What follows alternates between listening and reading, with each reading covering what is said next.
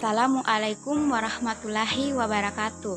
Perkenalkan, nama saya Fitri Ani, NIM J1A119031 dari kelas A angkatan 2019. Video ini dibuat untuk memenuhi tugas pengganti MIT mata kuliah Gizi Kesehatan Masyarakat Pesisir Kepulauan. Topik yang saya ambil di sini mengenai masalah stunting di wilayah pesisir. Menurut World Health Organization atau WHO, stunting adalah kondisi tumbuh dan kembang anak yang terganggu akibat gizi buruk, infeksi berulang, dan psikososial anak yang tidak seimbang. Jadi, dapat disimpulkan bahwa stunting merupakan sebuah kondisi di mana tinggi badan seseorang lebih pendek dibanding tinggi badan orang lain yang seusianya. Terjadinya stunting terutama disebabkan karena gizi buruk, baik itu gizi buruk pada ibu atau gizi buruk pada anak di periode emas tumbuh kembangnya.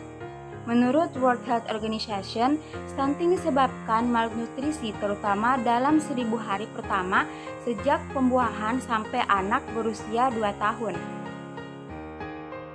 Yang pertama, praktik pengasuhan yang tidak baik terdiri dari 1. Termasuk kurangnya pengetahuan ibu mengenai kesehatan dan gizi sebelum dan pada masa kehamilan.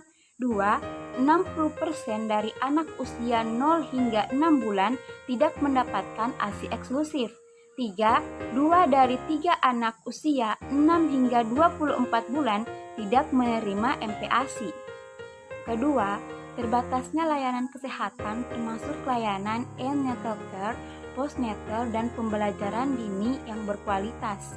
Terdiri dari 1. 2 dari 3 ibu hamil belum mengonsumsi suplemen zat besi yang memadai. 2. Tidak mendapat akses yang memadai ke layanan imunisasi. Ciri-ciri stunting.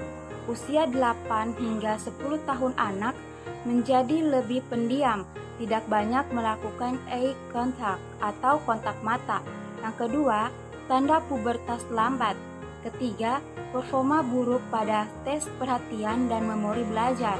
Keempat, pertumbuhan melambat. Kelima, pertumbuhan gigi terlambat. Dan keenam, wajah tampak lebih mudah dari usianya. Dampak stunting itu terbagi menjadi 2. Yang pertama, dampak jangka pendek dan dampak jangka panjang. Adapun dampak jangka pendek terdiri dari terganggunya perkembangan otak, kecerdasan berkurang, gangguan pertumbuhan fisik, dan gangguan metabolisme dalam tubuh. Sedangkan dampak jangka panjang terdiri dari menurunnya kemampuan kognitif dan prestasi belajar, menurunnya kekebalan tubuh sehingga mudah sakit, dan risiko tinggi untuk munculnya penyakit diabetes, obesitas, penyakit jantung dan pembuluh darah, kanker, stroke, dan disabilitas pada usia tua.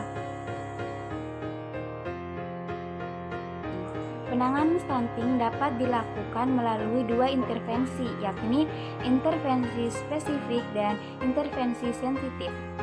Intervensi spesifik diarahkan untuk mengatasi penyebab langsung masalah gizi, antara lain: pertama, pemberian tablet tambah darah untuk remaja putri dan ibu hamil. Yang kedua, promosi ASI eksklusif. Ketiga, pendamping ASI. Keempat, promosi makanan berfortifikasi termasuk garam beriodium. Dan yang kelima, tata laksana gizi kurang atau buruk. Sedangkan intervensi sensitif diarahkan untuk mengatasi penyebab tidak langsung masalah gizi, antara lain: pertama, penyediaan air minum dan sanitasi. Kedua, pelayanan gizi dan kesehatan. Ketiga, peningkatan kesadaran pengasuhan dan gizi. Serta keempat, peningkatan akses pangan bergizi. Pertama, perbaikan terhadap pola makan atau gizi.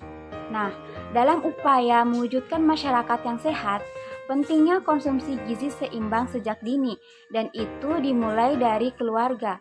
Maka, kita akan membiasakan untuk sarapan pagi, minum air putih yang cukup dan bersih, mengonsumsi lauk pauk berprotein tinggi, dan banyak makan buah dan sayur. Kedua, perbaikan pola asuh. Stunting juga dipengaruhi oleh aspek perilaku. terutama pada pola asuh yang kurang baik dalam praktik pemberian makan bagi bayi dan balita.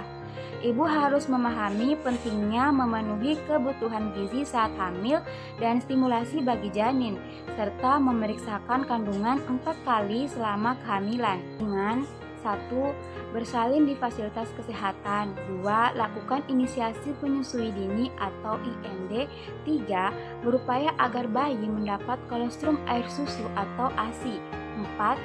Berikan hanya ASI saja sampai bayi berusia 6 bulan. 5. Setelah itu ASI boleh dilanjutkan sampai usia 2 tahun, namun diberikan juga makanan pendamping ASI atau MPASI.